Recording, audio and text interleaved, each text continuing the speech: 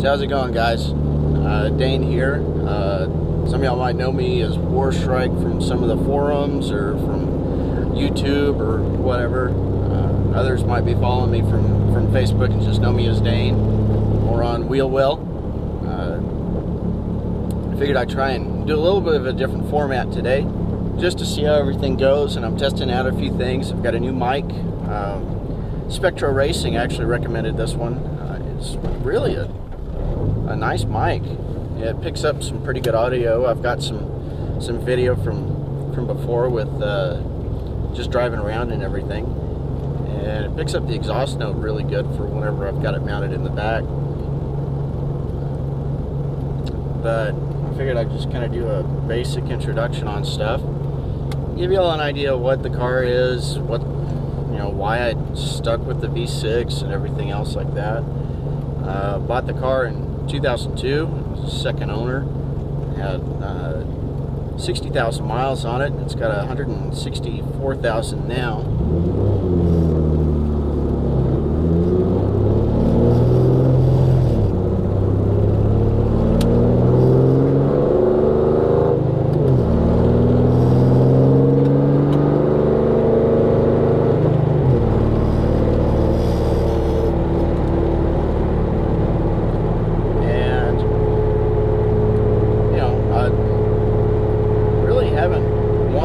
To get rid of it, or half-heartedly I should say.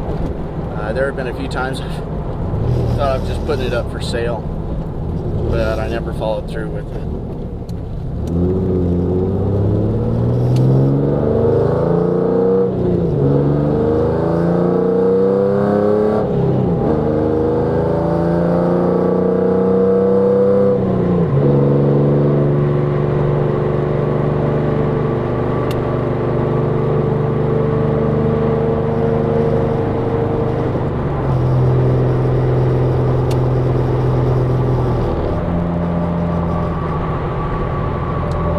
So I bought the car back then.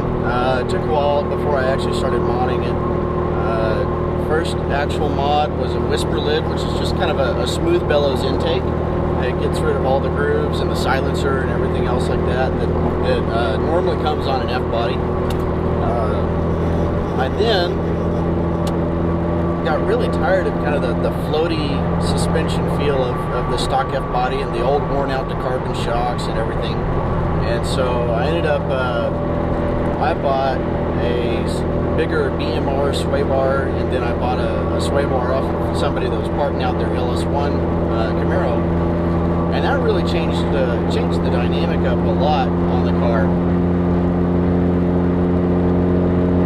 And, it's been a slow progression from there. I went through a few different variations. I learned how to wrench on this car, so that's one of the reasons why I still have it. And it's got a little bit of sentimental value, I guess, but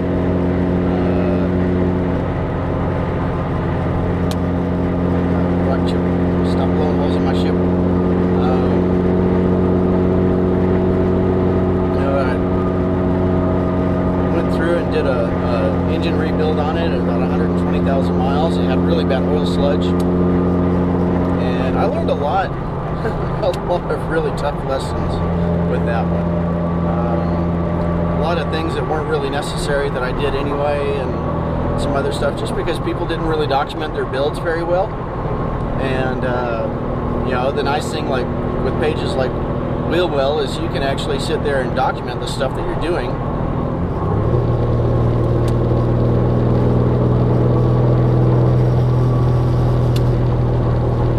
So that makes it kind of nice, because then you can look at somebody's build that they've done and figure out what's going on, what they've done or what they uninstalled and went with the newer part or something better or whatever.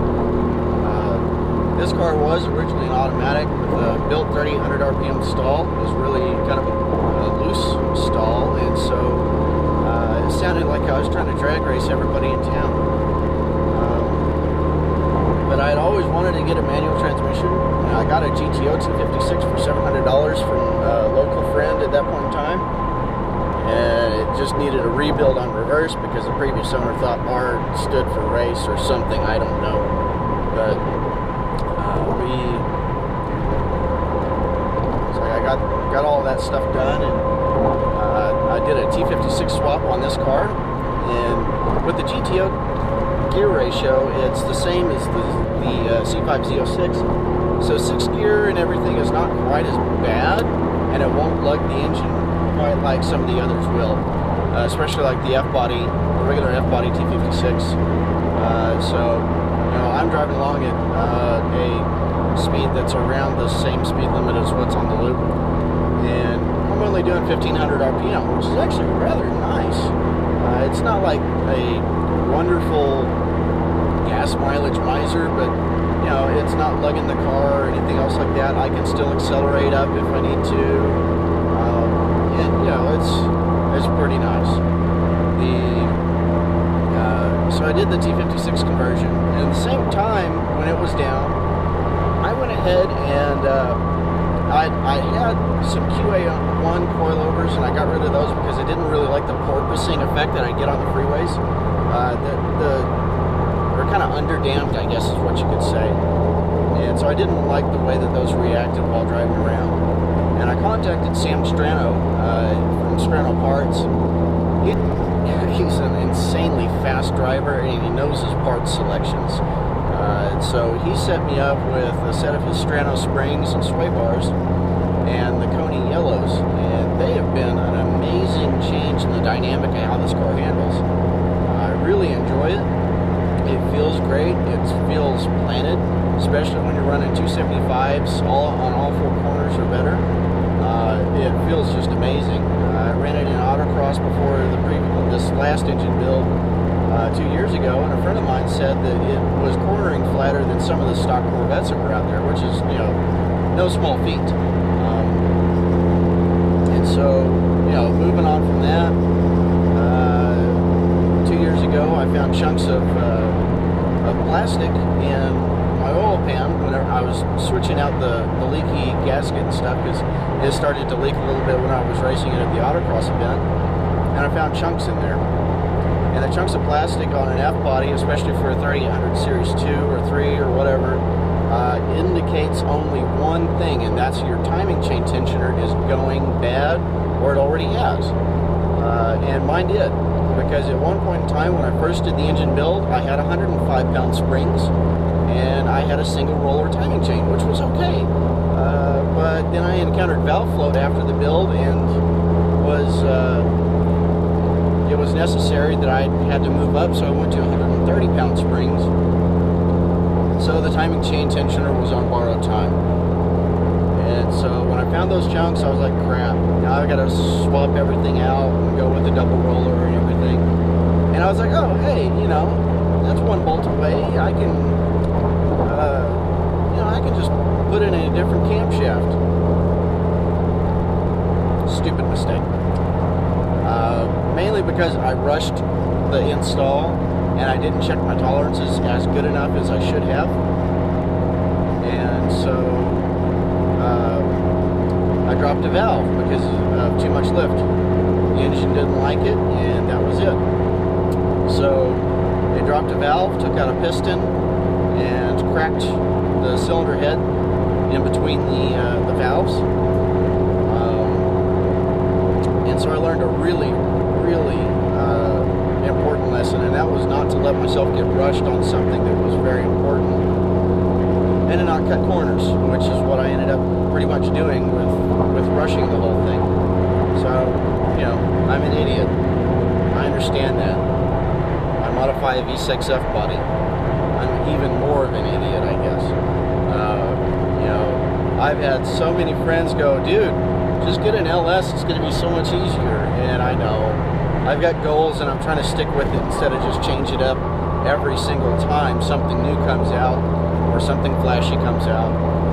I have some end goals with this car and I want to reach those, and then I can decide, oh, hey, yeah, I'll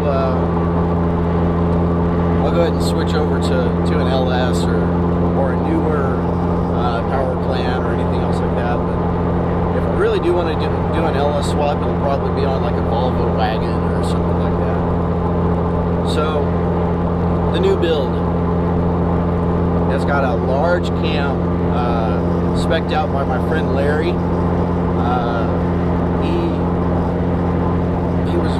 He had some goals on setting up a almost stock Eliminator style cam, but without it being so harsh, because we've seen some of the stock Eliminator cams around in our community, and it's a sharp drop off. And this one is actually a lot more mellow on the valve opening and closing events, but it's got some extreme lift and it has a lot more volume under the curve than what you'd see on a regular off-the-shelf grind. It's like a 270 duration, 610 lift cam. That's all gross numbers, not down at gosh, I can't remember what, 200 lift or something like that. So, you know, that's what we've got going on here. It's 11:1 compression ratio. I had to get fly cut pistons from J Forge pistons, and that was a pain in the butt. I had ordered them in October after everything broke, and finally got them in spring break the next year. Yeah, that sucked. Took it over to Total Engine Service here in Lubbock. These guys are awesome. Some of the engine assemblers are old Buick V6 guys, and so I sat down and talked to them and figured out, oh hey, you know, there's some similarities and some differences between the 3800 and the old LC2 from the Grand National. And so it was nice to be able to sit down and talk to somebody that was familiar with the architecture and got that stuff done. And this engine has been really great. I haven't really had any issues whatsoever with it, other than just the idle issue, and that's just kind of it's not an engine problem, it's a PCM problem. The stock PCM with HP tuners is really slow. It doesn't really react very good. The moment that it does react, it's already after the fact, and then it overreacts and it shuts everything down. So it'll stall out. But, you know, other than that, this engine's been great. No leaks, no weird knocks or vibrations or anything else like that. It was very clean whenever I picked it up from their shop. They have a very clean shop, which really helps me feel good about all the stuff that's going on over there, especially dropping off something and spinning the coin that I did. And they were very patient with me, which was great. You know, we selected some parts and got everything taken care of. And you know, it's a great sounding motor. So far it's a good performing motor. I haven't gone wide open throttle or anything else yet. Just barely finished the break-in, and you know, that's about it. So I'll be going on the dyno at some point in time soon, and I'll have video and everything of that. So I did this engine build, and I also I had to rebuild the T56 because it was starting to munch itself. There's some of the parts had been washed in metal, I guess, whenever the previous owner had found reverse. So yeah, that was not cheap, especially now, because T56 parts are expensive, and it really adds up whenever you have to send something in to get rebuilt. And it was going to be something where eventually I was going to need to get it rebuilt. I was having issues on the 2-3 shift. Oh my gosh, the classic 2-3 shift that people miss. But this one was like, I'd go to shift and then there was no third gear. So, and then there was one other, oh man, these wind turbines are really booking it. I guess we got a good wind out of the south. But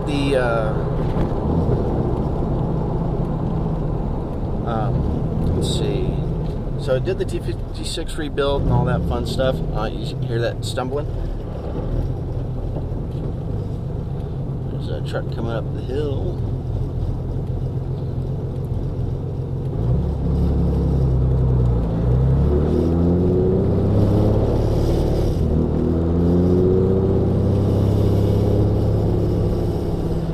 So, did the T56 rebuild, and it's actually really nice.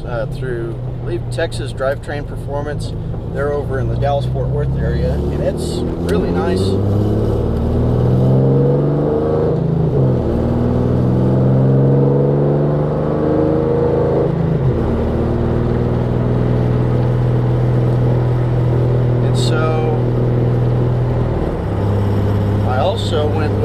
box link this time around instead of the regular Panhard bar, and that's from phase 2.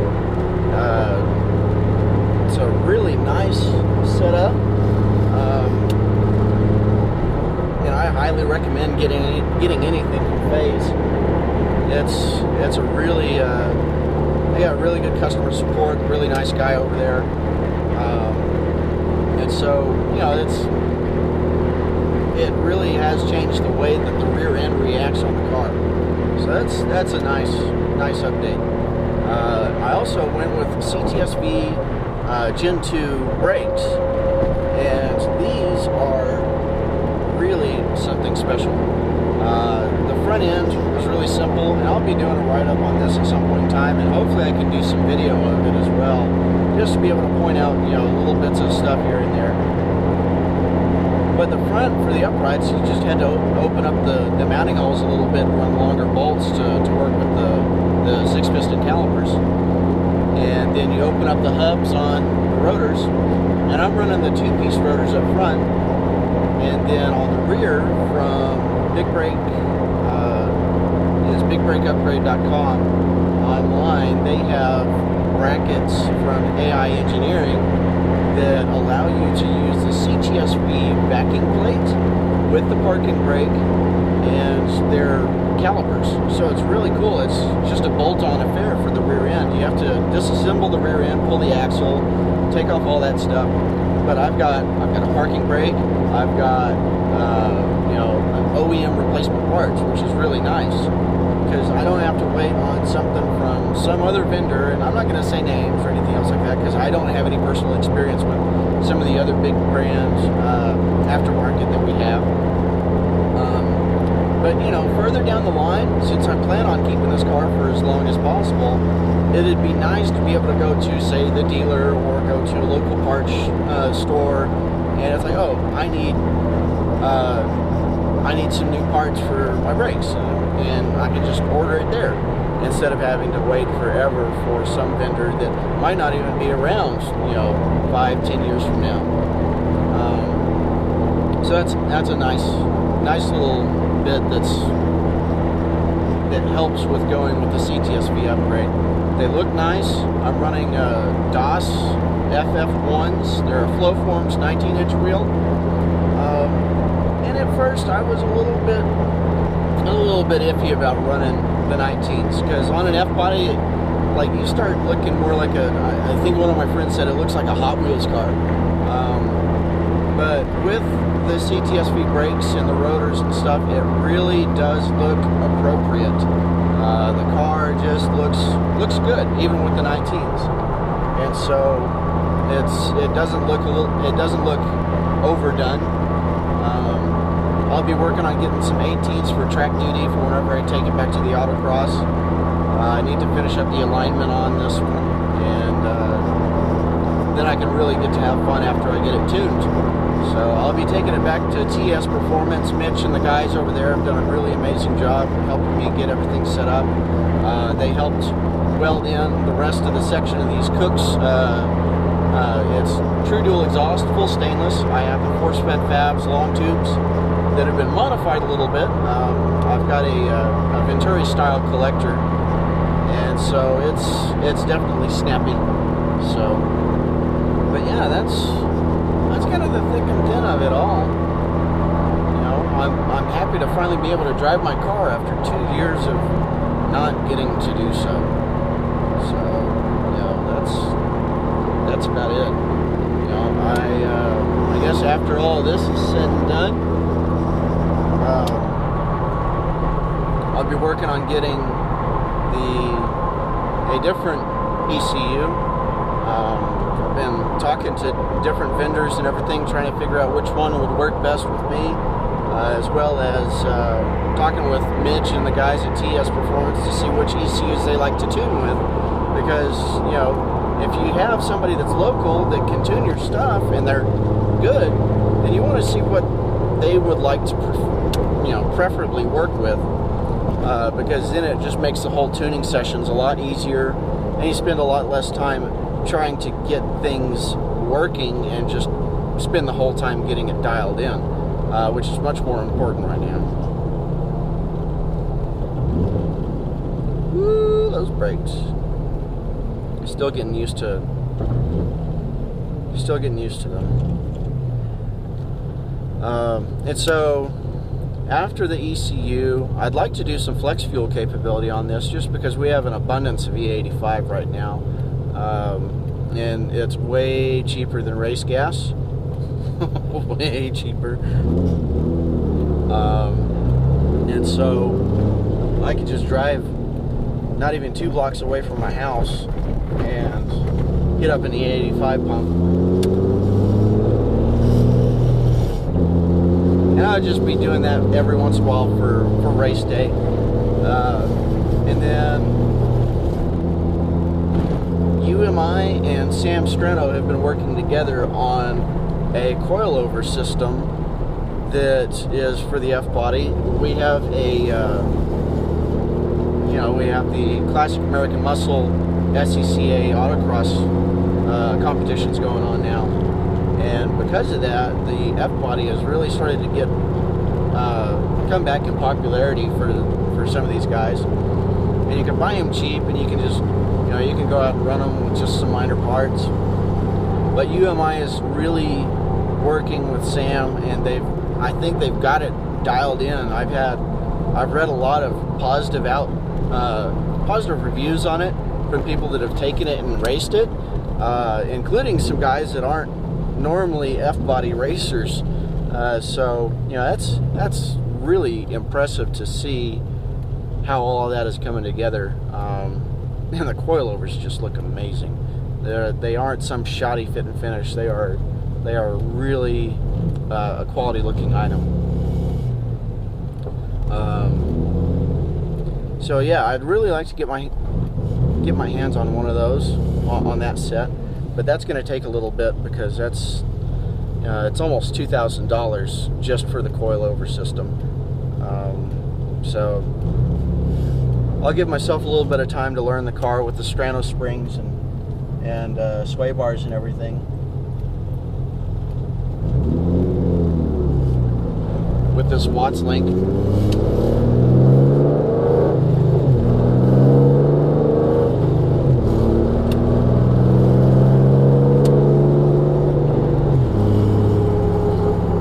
But yeah, that's pretty much it.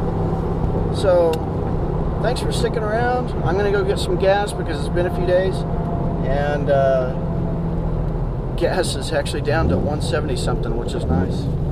Yeah, 179. So thanks for sticking around, and if you guys see anything that you'd like to talk about more, check out my wheelwell page. If you've got any questions, post up comments, send me messages, and I can discuss it on here. I'll send you a message anyway, just to get it all taken care of. But I'll discuss it on the video next time, if I get a chance to. And it'll be a nice opportunity to have a little bit of conversation on it. If there's any format that you want different, we can do that too. So I'm gonna try and add a little bit of functionality to each video and try to make it shorter. But yeah, thanks for sticking around. Check out my wheelwell page. Follow me on Facebook or Instagram or whatever. I'll have all the links down at the bottom of the YouTube description and everything. So yeah, it's gonna be fun. Thanks, guys.